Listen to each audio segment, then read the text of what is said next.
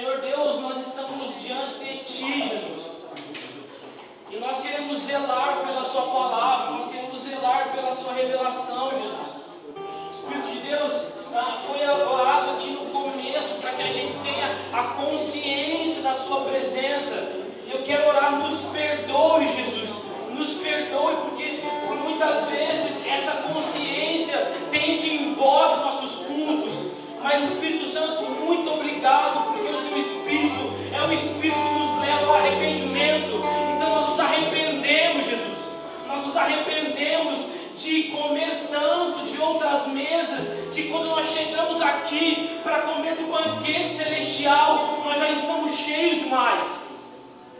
Então, por favor, Espírito de Deus, a minha oração é: fita os nossos olhos mais uma vez em Jesus. Sim, Deus. Nos dê fome mais uma vez, Jesus. Nos dê fome da Sua palavra mais uma vez. Nos dê fome do Teu Espírito mais uma vez. Nos dê fome da Sua presença mais uma vez.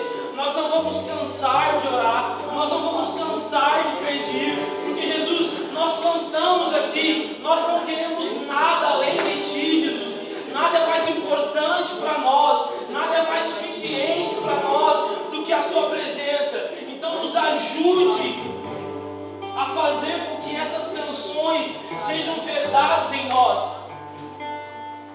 Que a gente venha praticar aquilo que nós oramos, que nós cantamos no nome de Jesus. Amém.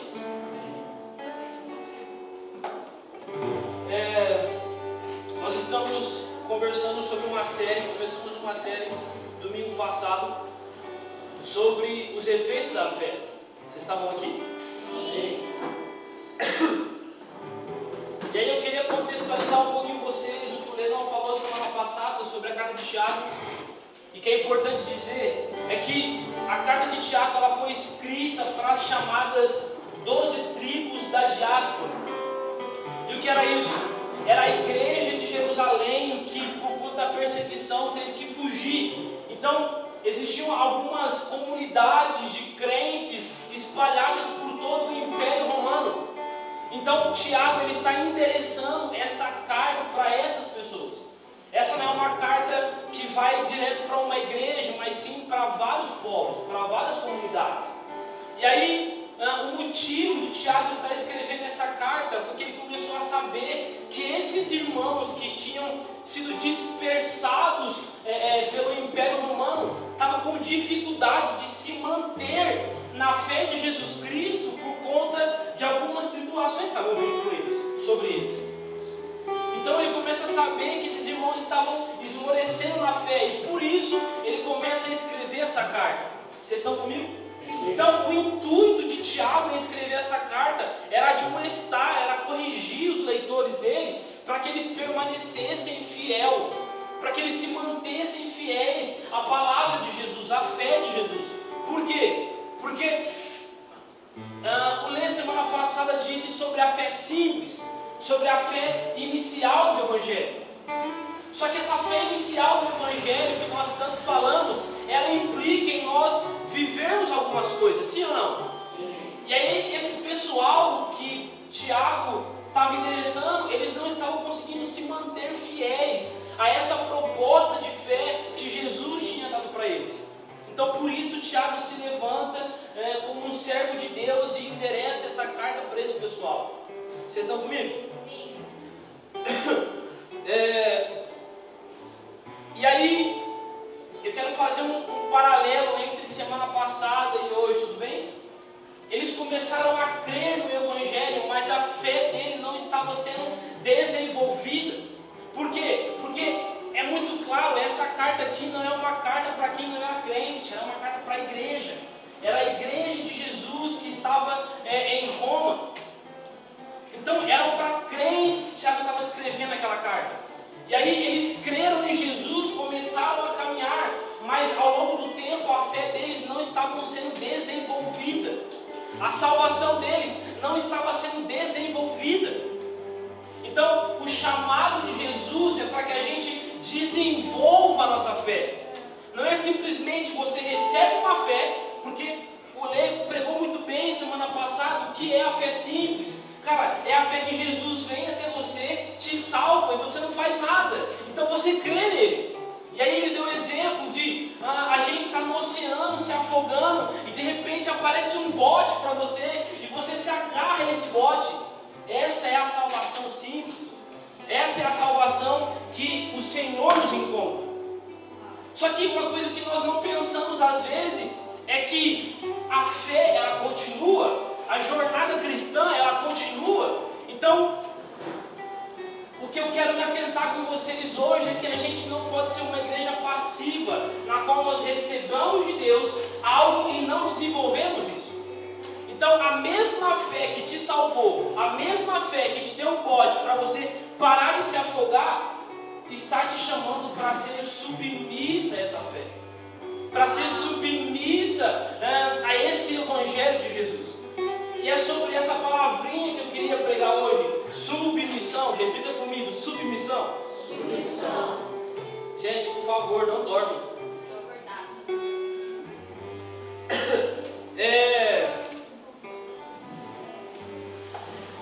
Eu tenho aprendido nos últimos meses que, cara, volta e meia a gente necessita a voltar nos princípios do Evangelho, nos fundamentos do Evangelho. Porque o Asaf disse aqui, cara, não pense que você é crente demais, não pense que você já conheceu demais, você conheceu tudo. Por quê? Porque o Senhor é infinito.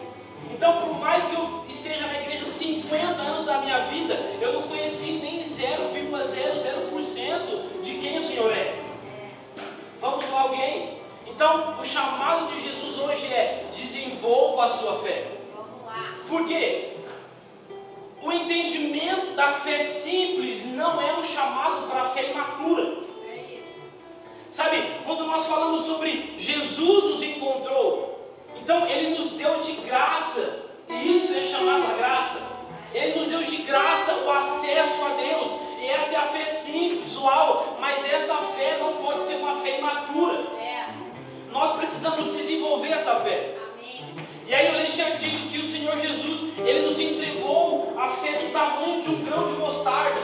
Mas, cara, presta atenção, o Senhor quer vir encontrar esse grão de mostarda como uma árvore grande, e não como um grão de mostarda.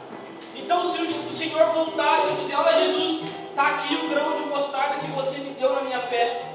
Ele fala: cara, a sua fé tinha que ter virado uma árvore. Para quê? Para dar frutos, para outras pessoas comerem, e para servir de sombra para outras pessoas. Uau. Vocês estão comigo, gente? Então, nós precisamos, desculpa a redundância, desenvolver a nossa fé. Porque às vezes nós falamos: cara, por que será que Deus não se manifesta? Por que será que a igreja está morna, está parada? Será que é estação? E aí a gente coloca a culpa da nossa falta de responsabilidade na estação. Só que a verdade é que nós não temos desenvolvido a nossa salvação, sabe? O nosso ministério, o nosso chamado de fé em Deus. Então eu queria que vocês prestassem muita atenção hoje, para que a gente pare de dar desculpa, de: cara, Deus não está se movendo, sabe? Eu acho que é estação, porque agora nós somos uma igreja, porque isso, porque aquilo, porque eu tenho uma empresa, porque eu sou casado agora, eu tenho filhos. Então, cara, deixa esse negócio aí de queimar, de conhecer, de saber, para quem não é jovem. E sabe, o que me resguarda disso obviamente as escrituras. Mas quando eu olho para a vida de Billy Graham, por exemplo, eu falo: cara, ele queimou até o último dia da sua vida. E um pouco mais perto, quando nós olhamos para a vida de Mark Schubert ou então de Gregório McNulty, meus amigos, eles queimaram até o último dia de vida. E eles não colocaram a culpa da falta de avivamento pessoal coletivo na estação, não, cara. Eles tomaram para si a responsabilidade do cristão e desenvolveram a sua fé.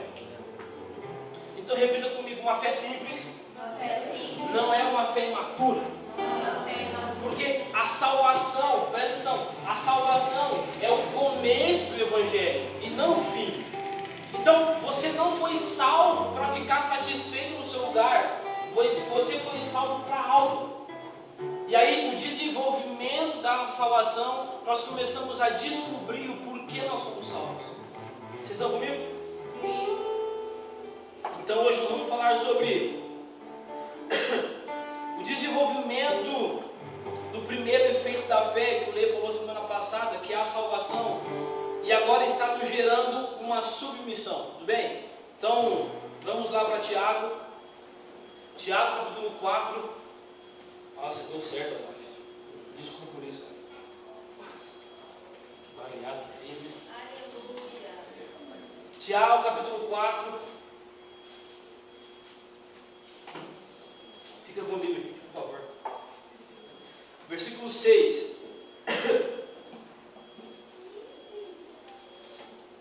Que diz assim, nós vamos ler até o 8, tudo bem? Todo mundo achou? Sim. Mas Ele nos concede graça maior, por isso diz as Escrituras, Deus se opõe aos orgulhosos, mas concede graça aos humildes. Portanto, submetam-se a Deus, resistam ao diabo e ele fugirá de vocês. Aproximem-se de Deus e ele se aproximará de vocês. Pecadores, limpem as mãos, e vocês que têm a mente dividida, purifiquem o coração. Então, o que eu queria que vocês frisassem aqui é que Deus resiste os orgulhosos. Deus resiste os orgulhosos. Deus resiste aqueles que não têm na sua essência de evangelho uma submissão pelo reconhecimento de quem Ele é. E aí a palavra orgulho no dicionário português é sentimento de prazer, de grande satisfação com o próprio valor, com a própria honra. Então, o que é uma pessoa orgulhosa? É a pessoa que sente prazer em uma honra na qual ela não é digna. Eu acho que dizer aqui. Então, orgulhoso é aquela pessoa que sente prazer em uma honra na qual ela não é digna. Então, a gente se gloria em muitas coisas, sabe? A gente acha que a gente é a igreja do momento, a gente acha que a gente faz a pregação do momento, mas eu queria ler com vocês, não precisa abrir, Provérbios 29 e 23 nos diz a verdadeira honra, e diz assim: o orgulho do homem o humilha, mas o de espírito humilde obtém honra. Então, Giovanni, como que eu obtenho honra? Sendo humilde? E mais para frente, vocês vão entender o porquê eu estou falando sobre humildade.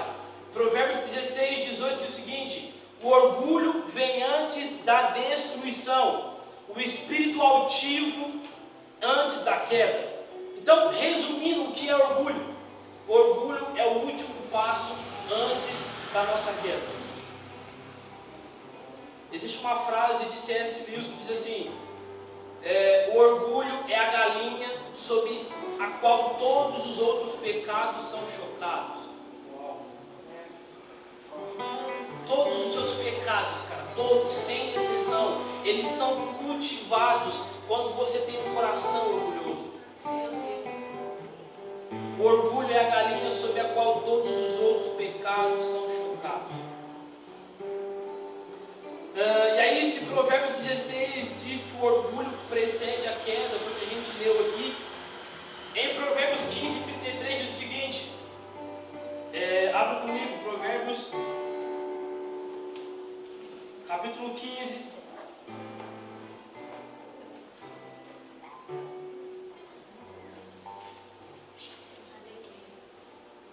versículo 33.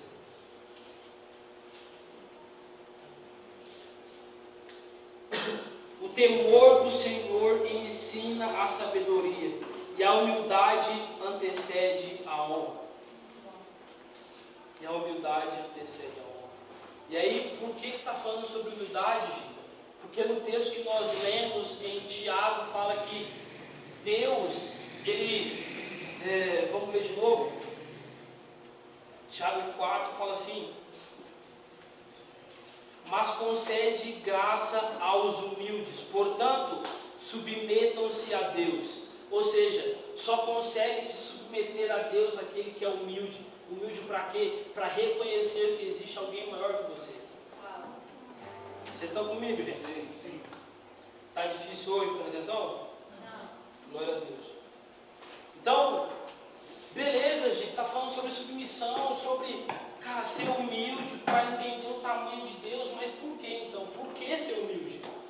Por que ser submisso? Porque o Senhor está chamando a para ser submissa.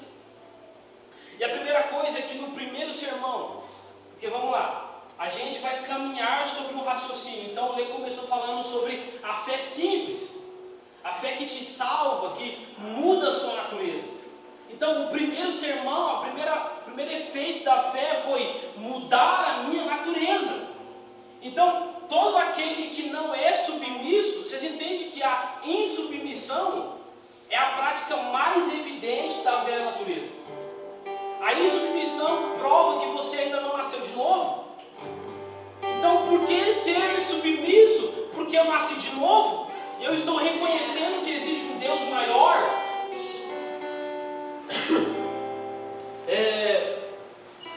Olha que loucura. O mundo prega que a liberdade e a segurança está na independência. Sim ou não? E aí, Jó capítulo 2, versículo 10, Jó está tipo assim, cara, perdi meus filhos, perdi meus amigos, perdi tudo que eu tinha, minha casa caiu, os bois, os camelos foram tudo roubados, está tudo ruim. Aí a mulher dele fala assim, Jó, pelo amor de Deus, como é que você se mantém fiel ainda? Faz o seguinte, amaldiçoa esse Deus e morre. Sabe, essa frase aqui, ela estava chamando Jó para ser insubmisso a Deus. E aí Jó chama ela de louca. E ele fala, você fala como uma louca, aceitaremos o bem dado por Deus e não o mal. Então, a loucura não é viver submisso, a loucura é viver insubmisso. A verdadeira submissão ao Evangelho de Jesus não escolhe o que vive, mas entende que tudo é uma leve e momentânea tribulação e que isso vai gerar para nós um eterno peso de glória. Por que, cara? Por que Jó não amaldiçoou Deus? Porque tudo é uma leve e momentânea tribulação para aqueles que estão submissos a Deus. Para aqueles que entendem que do começo da minha fé até o último passo da minha fé, que nós vamos conversar daqui a pouco, a submissão é uma parte importantíssima do desenvolvimento da minha fé. Sabe, gente, você pode ser qualquer coisa, mas se você não for submisso, você não dá mais nenhum passo na fé.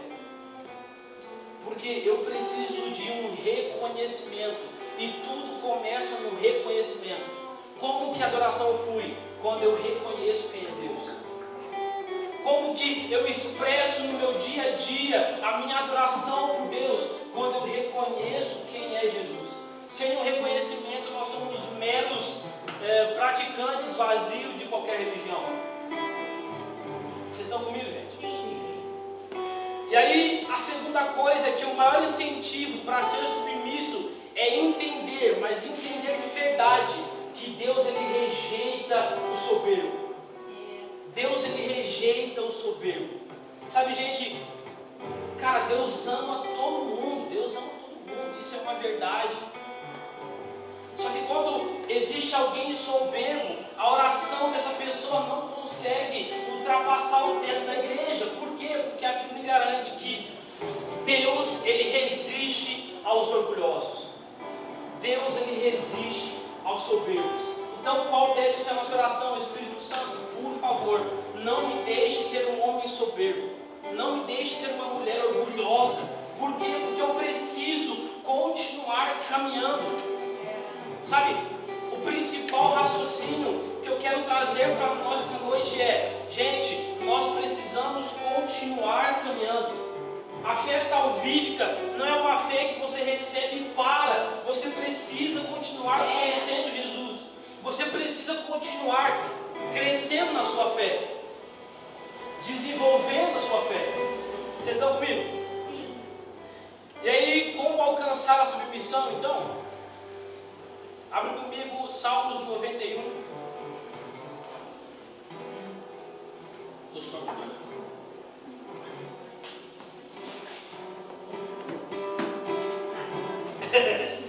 Salmos capítulo 91.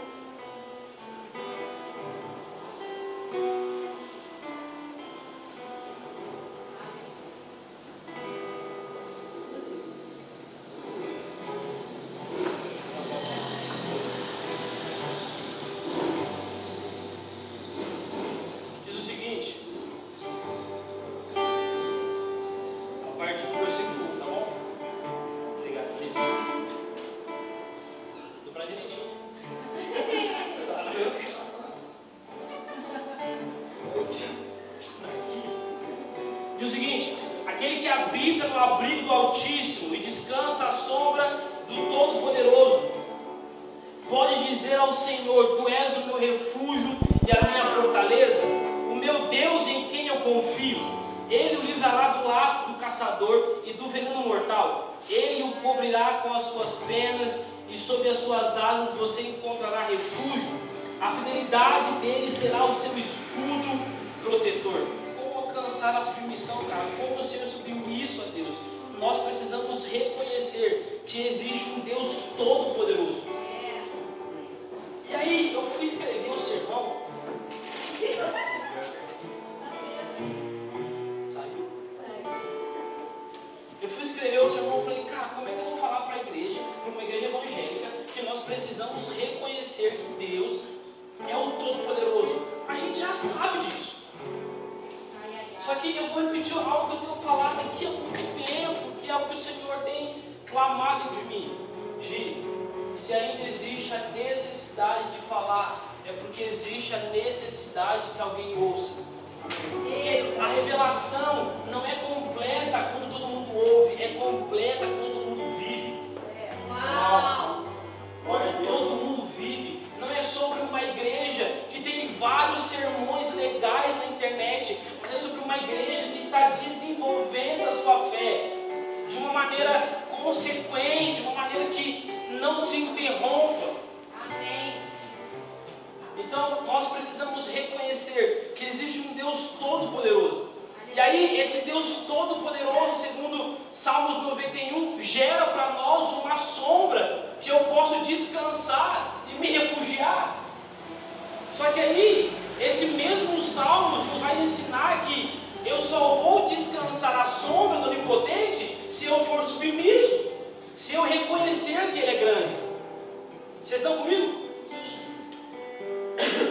Salmos 40, versículo 6, abre comigo rapidinho.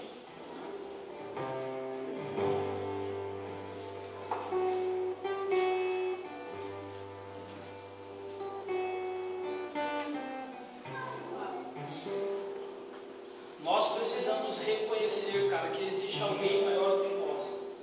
Nós precisamos reconhecer que a igreja, ela não anda porque tem um pastor legal, porque tem uma liderança legal, mas porque existe um Todo-Poderoso que com as suas mãos e com o poder da sua palavra rege todas as coisas. Meu Deus. Sabe? E o entendimento disso, do tamanho de Deus e do seu tamanho, gera em você uma submissão radical. Repita comigo, submissão radical. Nós vamos ler primeiro Salmos 40, versículo 6, apenas a parte A, que diz assim: sacrifícios e ofertas não quisestes, as minhas orelhas furastes. Meu Deus. Você fala, que é isso? O que você está lendo aí? Eu vou explicar. Naquele tempo existia escravos, amém? E aí existia o ano do jubileu, na qual, por lei, todos os escravos deveriam ser soltos e as suas dívidas perdoadas. Então, chegava um dia que, tipo assim, todos os escravos vinham até o seu senhor e ele falava assim: olha, tetelestai, vocês podem ir, tá tudo certo, tudo pago, podem ir embora. Só que naquele tempo existia algumas relações entre o escravo e o senhor, que era de tão grande profundidade, intimidade e amor, que o próprio servo escolhia continuar servindo o senhor até o fim dos seus dias. Então presta atenção, no fim da minha escravidão, eu podia ir embora, eu podia ser livre, eu escolhia por amor continuar servindo meu Senhor.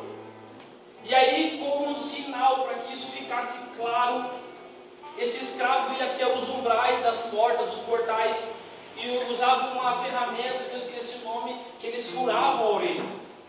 Então, eles declaravam com esse gesto, que eles diziam: olha, existe alguém maior do que eu. E eu estou escolhendo por conta própria negar a minha liberdade e continuar servindo esse Senhor. E aí existe uma canção que diz: nós queremos ser aqueles da orelha furada. É verdade. E cara, eu tenho percebido que a nossa igreja tem se esquecido dessa canção. mas não da canção em si, mas dessa verdade. Sabe, eu vou falar por mim agora. Às vezes a gente se perde tanto na vida que a gente começa a buscar a nossa própria liberdade. E aí a gente começa a encaixar Deus dentro da nossa liberdade. Mas cara, o Evangelho é sobre eu negar a minha liberdade para viver preso ao meu Senhor.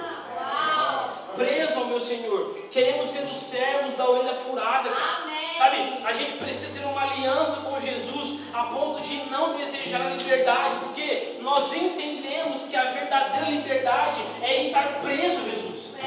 A verdadeira liberdade é estar acorrentado aos amores de Jesus. E aí nós precisamos nos aliançar com Jesus.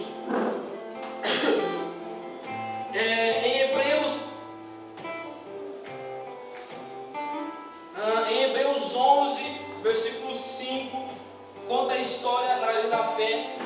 E diz assim, olha, e pela fé Enoque foi tomado. Enoque foi tomado por Deus. E essa palavra tomado no original abandonou uma coisa em favor de outra. Meu Deus! E aí no mesmo texto, em Hebreus 11,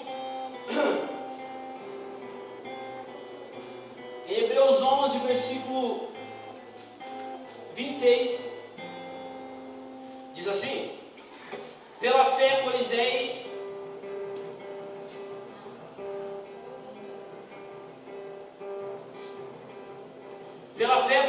já adulto recusou ser chamado filho da filha de Faraó, preferindo ser maltratado com o povo de Deus a desfrutar dos prazeres e o pecado durante algum tempo. Por amor a Cristo, considerou a desonra da riqueza maior do que os tesouros do Egito, porque contemplava a sua recompensa. E essa palavra contemplava no original era desviar os olhos de outras coisas e fixá-los em uma só coisa.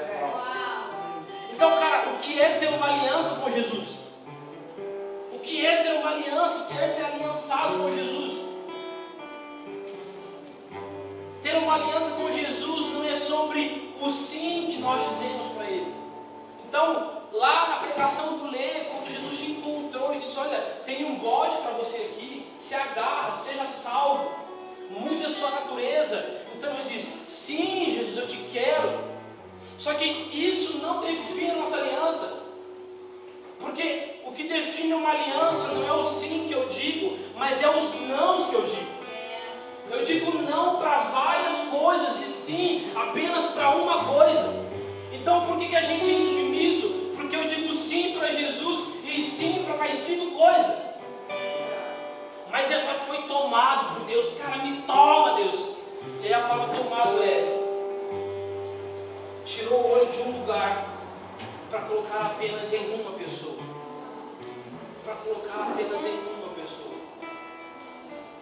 Sabe, nós precisamos, cara, urgentemente voltar ao evangelho de eu só peço uma coisa. Eu só quero uma coisa. Sabe, quando Maria estava aos pés de Jesus, ela disse, olha, esse lugar aqui é o único lugar que eu quero estar pro resto da minha vida. E esse é o evangelho do apenas uma coisa. E aí, em setembro eu caso. Glorifique, igreja. Ô pastor, graças a Deus. Em setembro eu caso, e aí eu comecei a ver as coisas de casamento, coisas de casa, e aí várias coisas. E aí eu passei uma semana, cara, não sabia. Eu fui na casa do casado para o ano e eu chorava quase. Porque eu passei uma semana, tipo assim, não vai dar, não vai conseguir, eu preciso disso, preciso daquilo, preciso do outro. E aí os meus tempos com Jesus era, Jesus abençoa a minha vida. Jesus abençoa meu casamento, abençoa minha futura esposa, abençoa meu dinheiro, eu preciso de dinheiro, Jesus. E cara, pelo amor de Deus, não estou pregando contra isso não, é bênção. Ter dinheiro é bom. Só que o evangelho de apenas uma coisa não cabe o casamento. O evangelho de apenas uma coisa não cabe o dinheiro. Por quê? Porque existe uma ordem. O Andrei falou, primeiramente o reino de Deus e as demais coisas nos serão acrescentadas. E aí, essa palavrinha que o Andrei usou, primeiramente primeiramente, o reino de Deus, a gente entende que primeiramente, na língua portuguesa, na nossa concepção é o quê? Olha, primeiramente você pega o copo. E aí você vai vir e pegar o copo primeiro, depois o celular, depois o microfone, certo? A gente pensa. Só que na cultura judaica não era assim. Quando alguém falava assim, olha, primeiramente algo, ele estava dizendo que esse algo esteja no centro de tudo. Então, buscar em primeiro lugar o reino de Deus não é busca o reino de Deus depois do casamento. Não! Busque o reino de Deus como centro da sua vida, como centro do casamento, como centro do dinheiro, como centro da empresa. Não é sobre cumprir uma tabela de buscar Jesus e aí, cara, pronto, cumpri, agora eu vou buscar outras coisas. Não, cara. Que o Senhor seja o centro de tudo. Amém. Que o Senhor seja o centro da minha vida. Eu falei que eu ia casar, minha filha ficou chegando. Estou passando isso.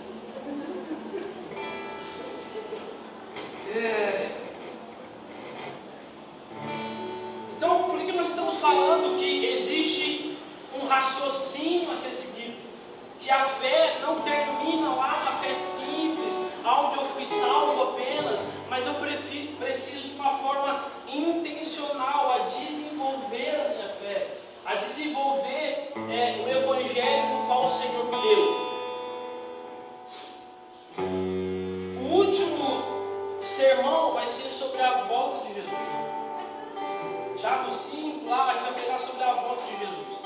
Ou seja, todos aqueles que um dia disseram sim para Jesus, aqui na fé simples, o caminho final é casar com Jesus. Sabe, quando eu inicio na fé, não é para parar aqui na fé inicial, nem para parar na submissão, mas eu preciso continuar até eu casar com Jesus. Só que, meus amigos, presta atenção, você não vai casar com Jesus se você for um jovem. Porque Jesus não vai vir casar com um adolescente. Jesus vai casar com uma noiva, santa, preparada, formada, ataviada. Não é sobre uma fé infantil, é sobre uma fé robusta, madura. Cara, adolescente não casa. Quem casa é mulher, quem casa é madura. Então eu queria que vocês se analisassem hoje aonde vocês estão, cara. Sabe, aonde você está na sua fé? Será que você recebeu a fé de ser salvo? Oh Deus, muito obrigado, você muito me amou. Eu era um pecador, desgraçado, tudo mais, eu ia para o inferno. Muito obrigado porque você me salvou. Mas e aí, cara? O que você está fazendo? Sabe, para onde você está indo? Para onde você está caminhando? A intencionalidade do Evangelho é, a cada dia que passa, o Senhor está mais perto de vir, mas eu também estou mais perto de encontrar Jesus. E o que isso quer dizer? Não é apenas o Senhor que está voltando, mas nós, como igreja, estamos correndo para Jesus. E esse correndo não é um correr literal, é um correr de se desenvolver em Deus. Porque, cara, até quando você vai ficar dependente de um líder para te falar assim, vamos lá, cara, ama Jesus, vamos lá, lê a Bíblia, vamos lá, ora. Sabe, gente, eu estou aqui para isso. Se vocês quiserem, o resto da vida fica aqui, vamos lá, alguém, abre o olho, vamos lá, lê a Bíblia, mas eu quero me ataviar, para quando Jesus voltar, eu estiver pronto, cara. Só que essa parada só vai ser desenvolvida quando nós entendermos que a fé é um exercício. A fé ela não vem pronta assim, tipo, ó, pronto, tá pronto. A fé é um exercício, cara. Nós precisamos desenvolver a nossa fé, amém? Amém. Eu queria ler com vocês o último texto, para a gente terminar. Salmos, eu li bastante Salmos hoje. Salmos 27.